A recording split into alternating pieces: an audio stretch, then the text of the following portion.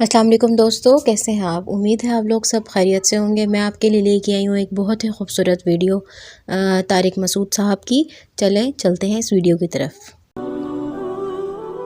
اللہ تعالیٰ نے انسانوں کو بنایا تاکہ لوگ اللہ کو پہچانیں، اللہ سے غافل نہ ہوں، سب سے زیادہ ویلیو اللہ کو دیں، تمام مخلوق کو، تمام محبتوں کو، تمام چاہتوں کو اللہ سے کم رکھیں، سب سے آگے کس کو رکھیں؟ اللہ تعالیٰ کو۔ اسی میں انسان کا سکون بھی ہے، اسی میں اسٹریس ڈپریشن کا علاج بھی ہے۔ فَلَنُحْيِيَنَّهُ حَيَاةً طَيِّبَةً، اللہ نے کہا کہ جو مجھے سب سے زیادہ ویلیو دے گا میں اس کو پاکیزہ زندگی عطا کروں گا، مرغوب زندگی، پاکیزہ زندگی۔ گلے میں کچھ گڑبڑ ہو رہی ہے، بار بار کچرا آ رہا ہے پلک میں، پراٹھے چھوڑنے پڑیں گے، اس کا علاوہ کوئی حل نہیں ہے۔ یہ آپ گھی کے پراٹھے صبح کھائیں نا تو پلک میں کچرا آئے گا، دودھ کی چائے سے بھی آتا ہے پلک میں کچرا، ذہن میں رکھو۔ دودھ کی چائے بھی نا وہ کرتی ہے، بلغم پیدا کرتی ہے، اور بہت ساری چیزیں پھر کبھی انشاءاللہ صحت کے بارے میں کبھی بات کریں گے انشاءاللہ۔ ایک ہی چیز رہ گئی ہے زندگی میں مزے کی بھائی، پراٹھے۔ شادیاں وادیاں بھی ہو گئی، ٹھیک ہے، پراٹھے ہی چھوڑ دیے تو زندگی میں رہے گا کیا؟ لیکن بہرحال تو اللہ تعالیٰ یہ چاہتے ہیں کہ لوگ مجھ سے محبت کریں، اور اللہ نے وعدہ کیا فَلَنُحْيِيَنَّهُ حَيَاةً طَيِّبَةً، کہ جو مجھے مان کے چلے گا، مجھے ویلیو دے گا، میں اس کو پاکیزہ، اٹریکٹیو، خوشیوں والی زندگی دوں گا۔ دنیا میں سکون میں ہمیشہ دیندار لوگ ہی رہتے ہیں۔ یہ جو بے دین لوگوں کی خوشی ہے نا، آپ کہتے ہو نہیں جی بے دین لوگ تو بہت ہنستے کھیلتے نظر آتے ہیں، اچھلتے کودتے، ہا ہا ہو ہی کرتے، یہ انزائٹی ہے، پتہ ہے آپ کو؟ خوش آدمی ہمیشہ نارمل ہوتا ہے، پھدکتا نہیں ہے، وہ ایب نارملٹی کی طرف نہیں جاتا، ہمیشہ خوش آدمی پرسکون۔ جو بہت پھدک رہا ہے نا، بہت زیادہ، ہر وقت ہا ہی ہو اور مختلف طریقوں سے اپنی ڈپریشن نکال رہا ہوتا ہے۔ یاد رکھو، جیسے ڈپریشن میں جب بہت زیادہ انسان کو اسٹریس ہو اور اس کی وجہ سے ڈپریشن ہونا شروع ہو جائے، تو جیسے اس میں روتا ہے تو ایسے ہی یاد رکھو ہنستا بھی بہت زیادہ ہے، اپنی اس ٹینشن کو ختم کرنے کے لیے۔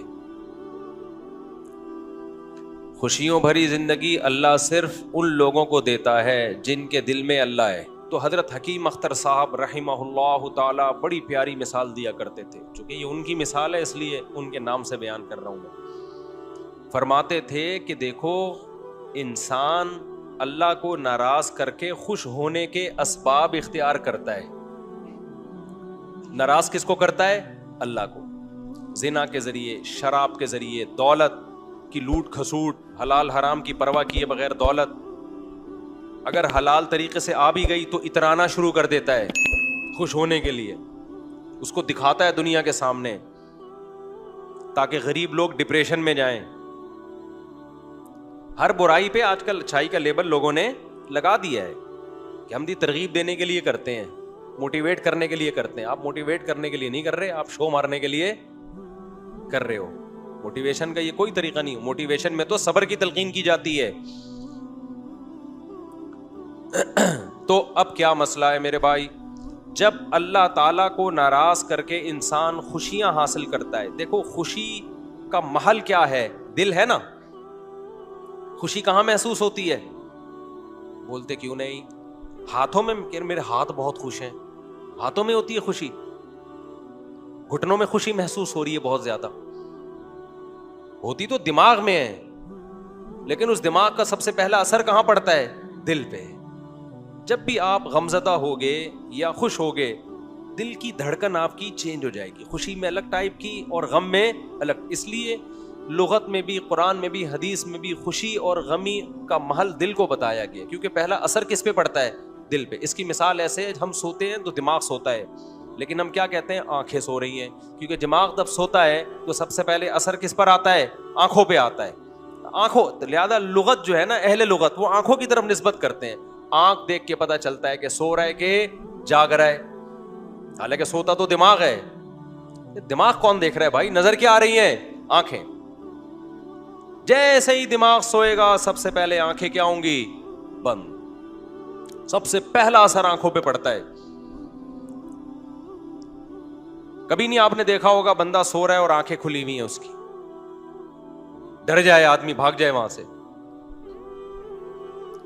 تو جب ہم دماغ سے کچھ سوچتے ہیں, غم ہوتا ہے, خوشی ہوتی ہے, اس کے اثرات سب سے پہلے کہاں پڑتے ہیں؟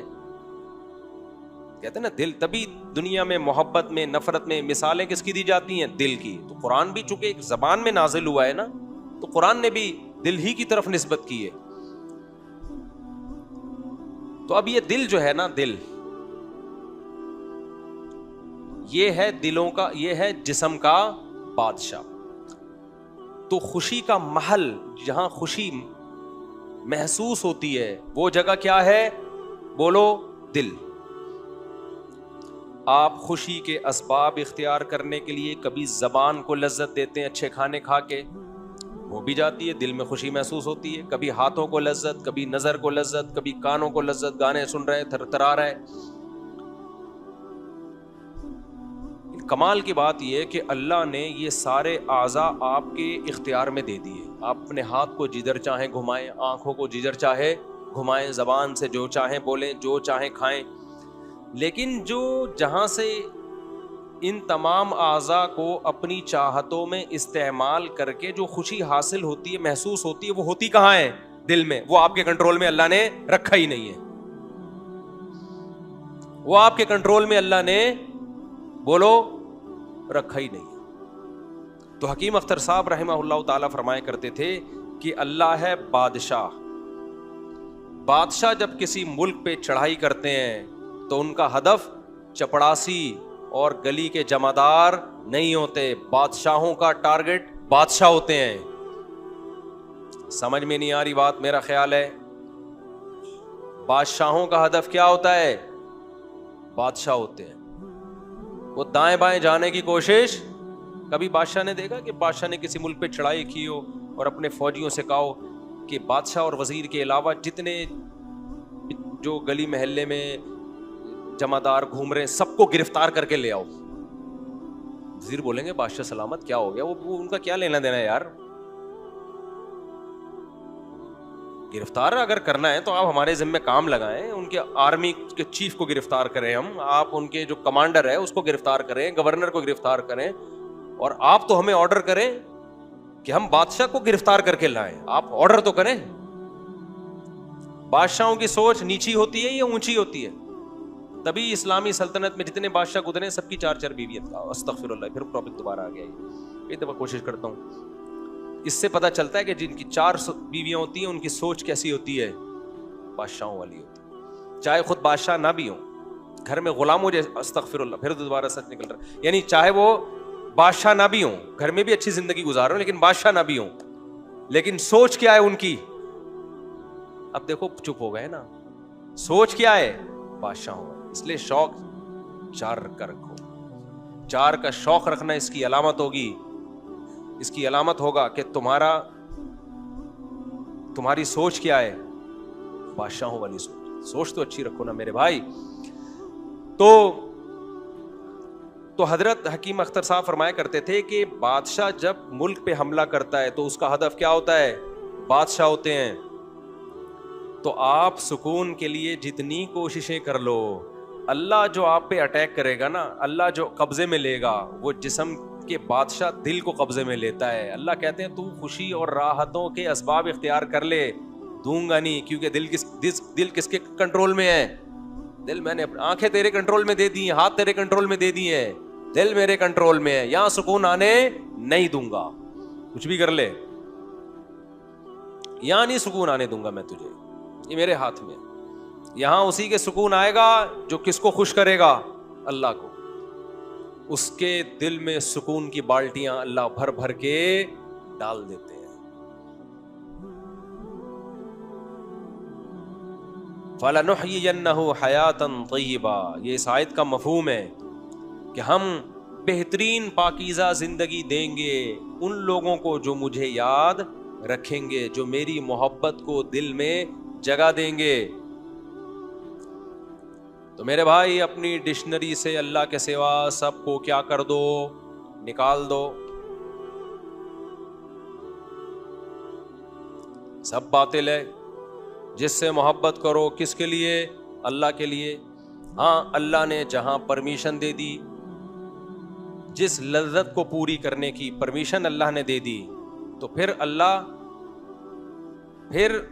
کی رضا ہے کہ اللہ چاہتے ہیں کہ میرے بندے حلال لذتوں سے فائدہ اٹھائیں. آپ کا دل چاہ رہا ہے, شدید بھوک لگ رہی ہے, نہاری کھانے کا دل چاہ رہا ہے, وہ آپ کھا لو.